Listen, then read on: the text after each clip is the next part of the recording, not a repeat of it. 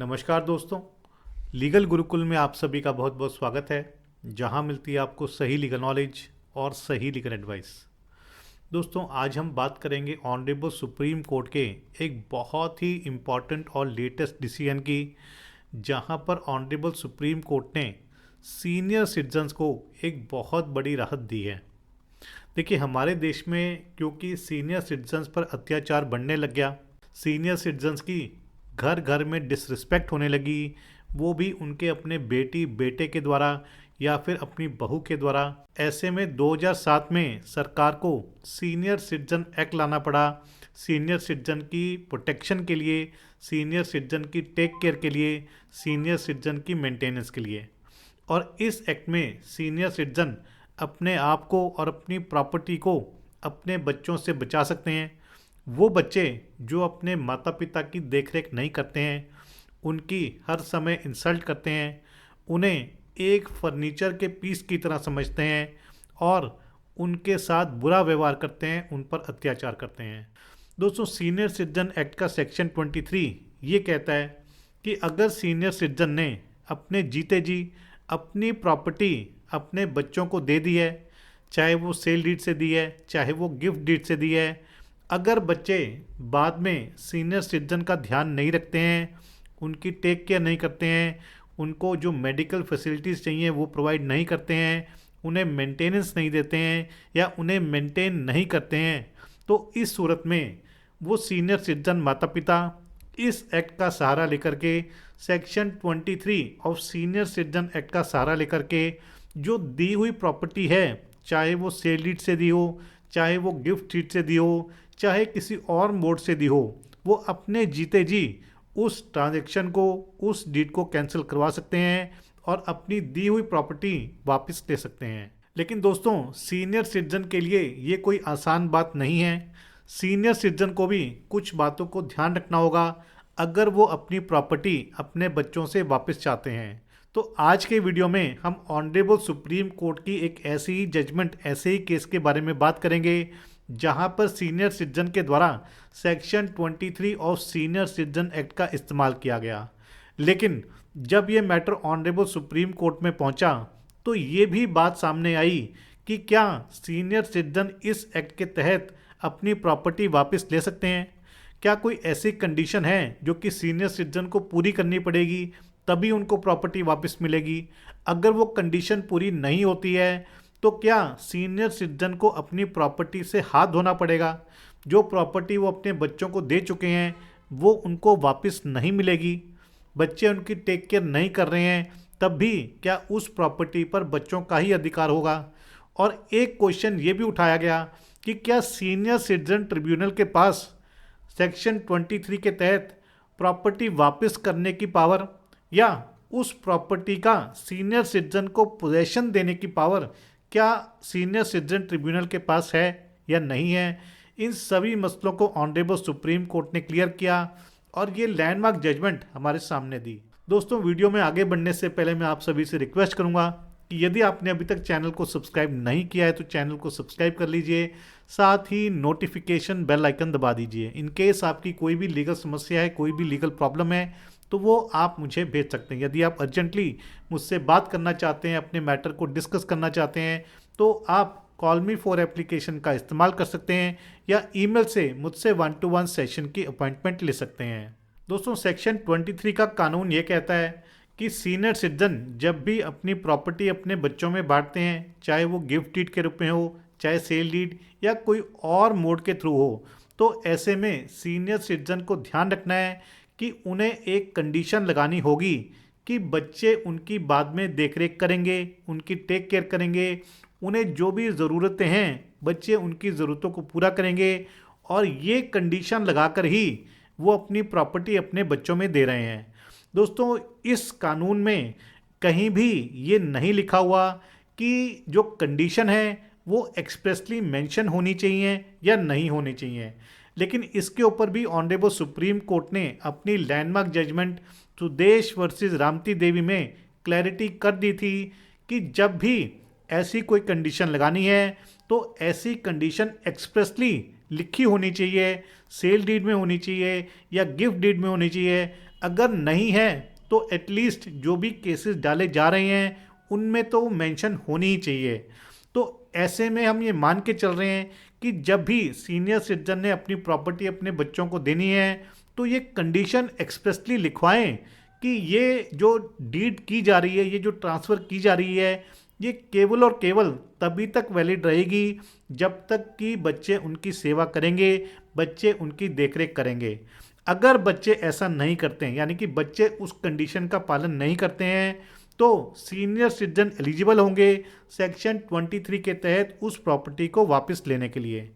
अब देखिए इस केस में क्या होता है, उसके फैक्ट्स जान लेते हैं। दोस्तों इस केस का टाइटल है उर्मिला दीक्षित वर्सेस सुनील शरण दीक्षित, और ये जो डिस्प्यूट है ये एक माँ और बेटे के बीच में है, और डिस्प्यूट केवल और केवल प्रॉपर्टी के रिगार्डिंग है। यानी कि हमारा कलयुग इस स्टेज पर पहुंच चुका है कि माँ बेटे के बीच में भी प्रॉपर्टी को लेकर के डिस्प्यूट खड़े हो रहे हैं। अभी तक तो था कि भाई भाई के बीच में या फादर और सन के बीच में, लेकिन यहाँ पर एक माँ को भी नहीं छोड़ा गया, वो भी एक बेटे के द्वारा। देखिए इस केस में माँ के नाम पर माँ ने एक प्रॉपर्टी परचेज करी थी जो कि 1968 में करी थी। इसके बाद टाइम निकलता गया और क्योंकि अब माँ बुज़ुर्ग हो गई थी और वो भी चाहती थी कि वो अपने बेटे को जो प्रॉपर्टी है वो ट्रांसफ़र कर दे, तो माँ ने अपनी वो प्रॉपर्टी गिफ्ट डीड के थ्रू अपने बेटे के नाम पर ट्रांसफ़र कर दी, और ये ट्रांसफ़र सन 2019 में की गई थी। देखिए माँ के द्वारा गिफ्ट डीड में एक क्लॉज मेंशन करवाया गया कि इस ट्रांसफ़र के बाद बेटा माँ की देखरेख करेगा, माँ की हर ज़रूरत को पूरा करेगा, और इसी वजह से माँ ये गिफ्ट डीड कर रही है, ये प्रॉपर्टी बेटे के नाम पर कर रही है। लेकिन जैसा आमतौर पर होता है कि प्रॉपर्टी मिलने से पहले बच्चा कुछ और रंग दिखाता है और प्रॉपर्टी मिलने के बाद बेटे के द्वारा अपने असली रंग दिखाए गए। देखिए इस केस में जैसे ही प्रॉपर्टी बेटे के नाम पर होती है, गिफ्ट डीड बेटे के नाम पर होती है, तो बेटे ने जो भी कंडीशन लगाई गई थी, जो भी ऑब्लिगेशंस उसने निभानी थी, माँ को मेंटेन करने की, माँ की देखरेख करने की, उसकी टेक केयर करने की, उसकी हर ज़रूरत को पूरा करने की, ऐसे में बेटे ने उन सब चीज़ों को नज़रअंदाज कर दिया और माँ की देखरेख करनी बिल्कुल ही छोड़ दी। यानी कि जो क्लॉज गिफ्ट डीड में मेंशन किया गया था, बेटे ने उस क्लॉज का ब्रीच कर दिया, क्योंकि उसे लगता था कि गिफ्ट डीड हो चुकी है और इसे अब कोई भी वापस नहीं ले सकता है। वो इस प्रॉपर्टी का मालिक बन चुका है, किसी की भी हिम्मत नहीं होगी, माँ की हिम्मत नहीं है, कोर्ट्स की हिम्मत नहीं है कि वो इस प्रॉपर्टी को वापस उससे ले सकें या गिफ्ट डीड को कैंसिल करा सकें। लेकिन माँ ने ज़रूर कहीं ना कहीं ये इन्फॉर्मेशन पढ़ी होगी, जिस वजह से माँ ने ऐसा क्लॉज इसमें लिखवा दिया। देखिए माँ ने कुछ टाइम तक ऑब्जर्व किया,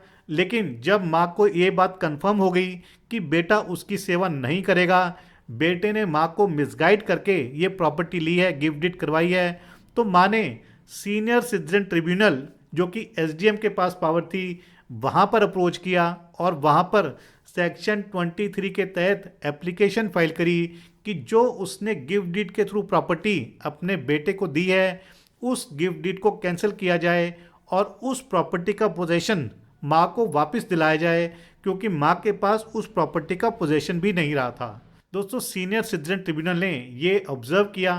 कि सेक्शन 23 की सभी कंडीशंस फुलफिल हो रही हैं। माँ ने जो प्रॉपर्टी गिफ्ट डीड करी थी उसमें माँ ने क्लॉज लगाया था कि बेटा उसकी बाद में देखरेख करेगा, उसे मेंटेन करेगा, और बेटे ने बाद में उस क्लॉज का ब्रीच कर दिया क्योंकि बेटा अपनी माँ की देखरेख नहीं कर रहा था, उसे मेंटेन नहीं कर रहा था। ऐसे में सीनियर सिटीजन ट्रिब्यूनल के द्वारा माँ के हक में फैसला सुनाया गया और जो गिफ्ट डीड थी उसे कैंसिल करने के आदेश दिए गए, और क्योंकि बेटा उस प्रॉपर्टी के पोजेशन में था तो पोजेशन भी माँ को दिलाने की डायरेक्शन दी गई।